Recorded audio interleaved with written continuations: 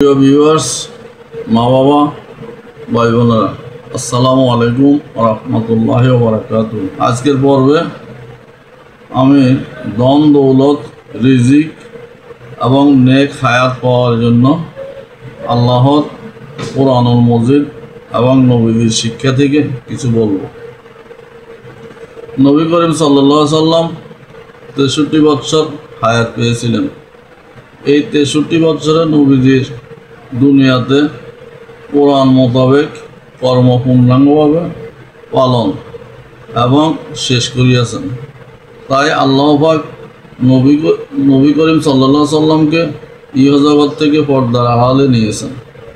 আমাদেরকেও তদ্রূপ আল্লাহ পাক যে কর্ম দিয়ে দুনিয়াতে পাঠিয়েছেন, আমরা রূহ জগৎ থেকে আল্লাহ তাআলার সাথে কথাবার্তা বলে দুনিয়াতে এসেছি।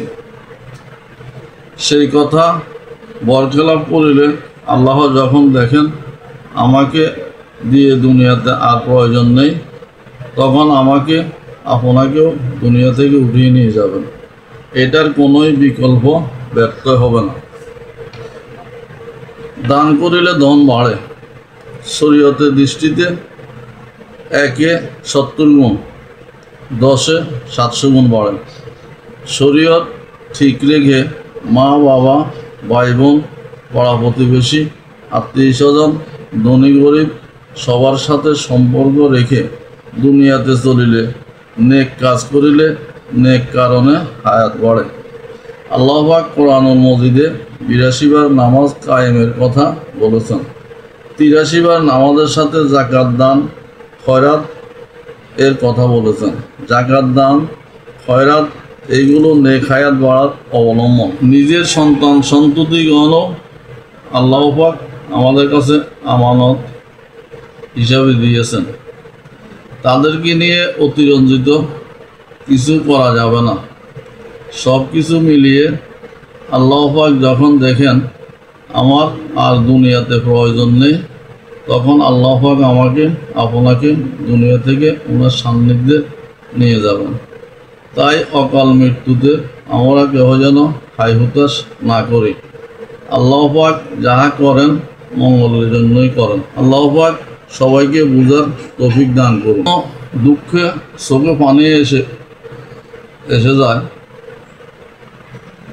তখন আল্লাহ বলেন, তুমি হয়তো বহুবার দোয়া করেছো আর এখন চুপ হয়ে গিয়েছো, হয়তো কষ্টে আর আমাকে ডাকতেও পারো না, কিন্তু আমি জানি এই নীরবতা, এই চাপা কান্নার মাঝেও তুমি কী চাও।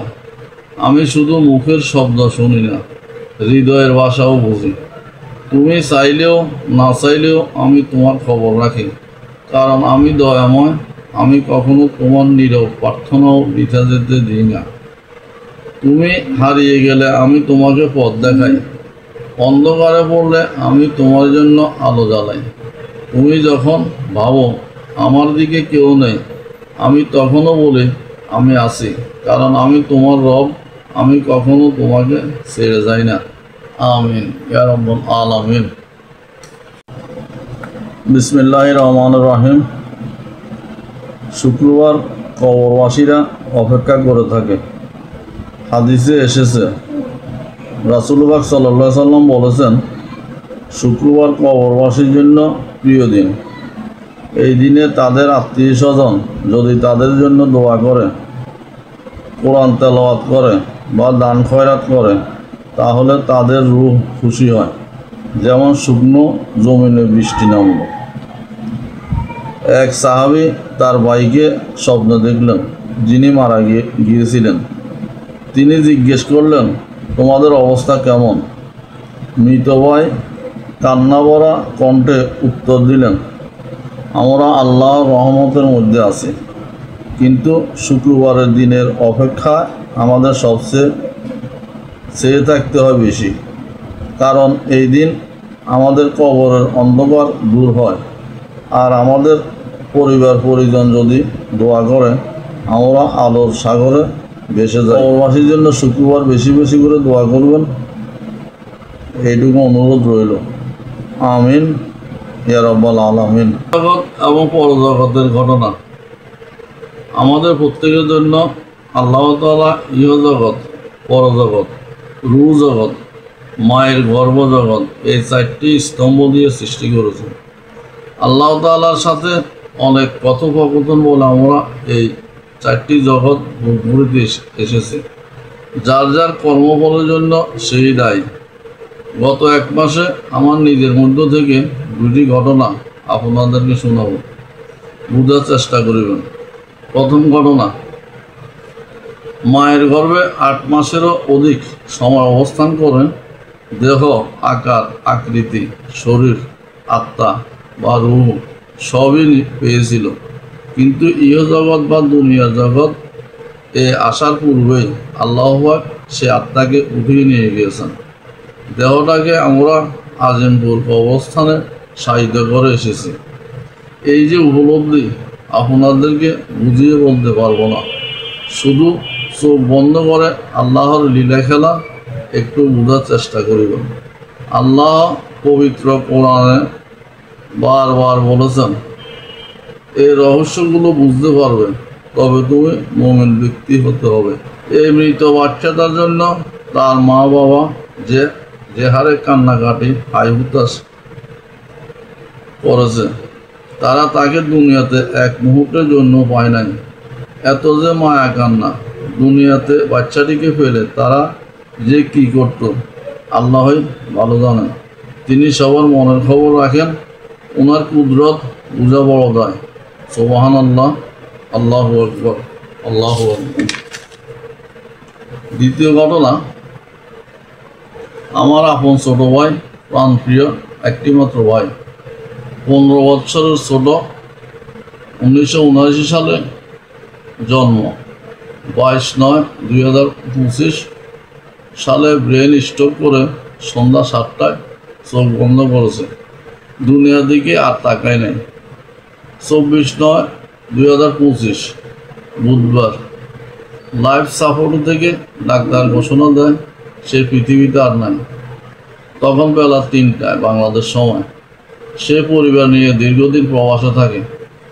1979 সাল থেকে 2001 ইংরেজি সাল, এই 22 বছর সে তেজগাঁও সরকারি উচ্চ বিদ্যালয় থেকে SSC পাশ করে।